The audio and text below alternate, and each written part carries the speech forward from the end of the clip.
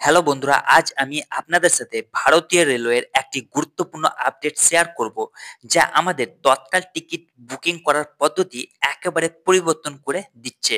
আপনারা জানেন যে আজকের দিনে একটি কনফার্ম তৎকাল টিকিট পাওয়া মানে এভারেস্ট পর্বত জয় করার মতো। তারপরেও ভারতীয় রেলওয়ে তৎকাল টিকিট বুকিং ব্যবস্থায় এমন কিছু নতুন নিয়ম চালু করেছে, যার ফলে যাত্রীদের ভোগান্তির শেষ থাকবে না। তো ভারতীয় রেলওয়ের তরফ থেকে তৎকাল টিকিট ব্যবস্থায় কি নতুন নিয়ম জারি করা হয়েছে এবং এই নতুন নিয়মের ফলে যাত্রীদের কি কি সমস্যার সম্মুখীন হতে পারে ইত্যাদি সমস্ত কিছু তথ্য আজকের এই ভিডিওটিতে বিস্তারিতভাবে আলোচনা করব। তো বন্ধুরা, আপনাদের রিকোয়েস্ট করব ভিডিওটি স্কিপ না করে প্রথম থেকে শেষ অবধি মনোযোগ সহকারে দেখার, আর আমার এই ইউটিউব চ্যানেলটিকে সাবস্ক্রাইব করে পাশে থাকার, কারণ আপনার একটি মূল্যবান সাবস্ক্রাইব এই চ্যানেলটির জন্য অত্যন্ত গুরুত্বপূর্ণ। বন্ধুরা, চ্যানেল সাবস্ক্রাইব করতে কোনো প্রকার টাকা পয়সা লাগে না, তাই আপনারা অবশ্যই চ্যানেলটিকে সাবস্ক্রাইব করে পাশে থাকা বেল আইকনটিকে প্রেস করে সঙ্গে থাকবেন। তো বন্ধুরা, দেরি না করে চলুন শুরু করা যাক। তো বন্ধুরা, অন দ্য স্ক্রিন ডিজিটাল ভাবে আমি আপনাদেরকে তৎকাল টিকিট বুকিং এর জন্য যে একটি গেম চেঞ্জার আপডেট রয়েছে সেটি বিস্তারিতভাবে আলোচনা করব। তো চলুন দেখে নেই।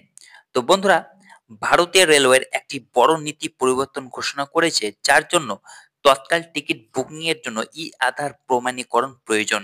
তো এই আধার প্রমাণীকরণ কি, চলুন একবার জেনে নেই। এই নতুন নীতির লক্ষ্য স্বচ্ছতা আনা এবং তৎকাল সিস্টেমের অপব্যবহার রোধ করা।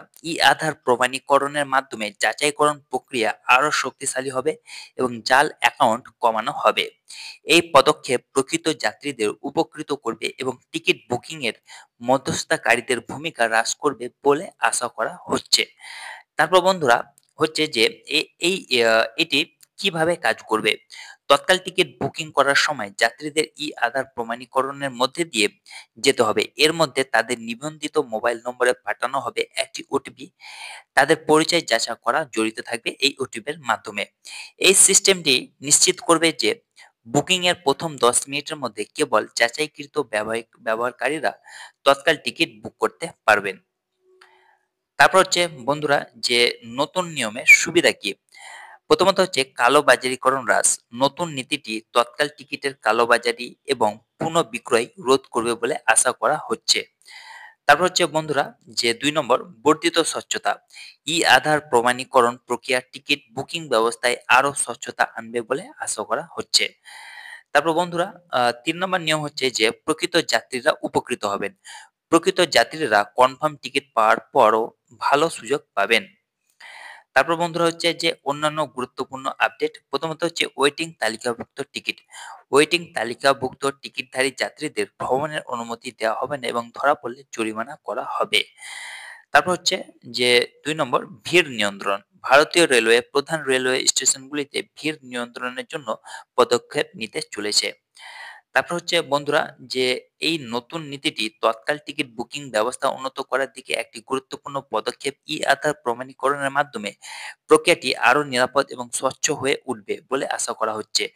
তো বন্ধুরা, এই হচ্ছে ভারতীয় রেলওয়ের তরফ থেকে একটি গুরুত্বপূর্ণ আপডেট। আশা করি ভিডিওটি আপনাদেরকে ভালো লেগেছে। যদি ভিডিওটি ভালো লেগে থাকে তো ভিডিওটিকে অবশ্যই লাইক করবেন এবং বন্ধুদের সঙ্গে শেয়ার করবেন। আর চ্যানেলটিকে যদি এখন অবধি সাবস্ক্রাইব না করে থাকেন তো অবশ্যই চ্যানেলটিকে সাবস্ক্রাইব করবেন। ভালো থাকুন, সুস্থ থাকুন। ধন্যবাদ।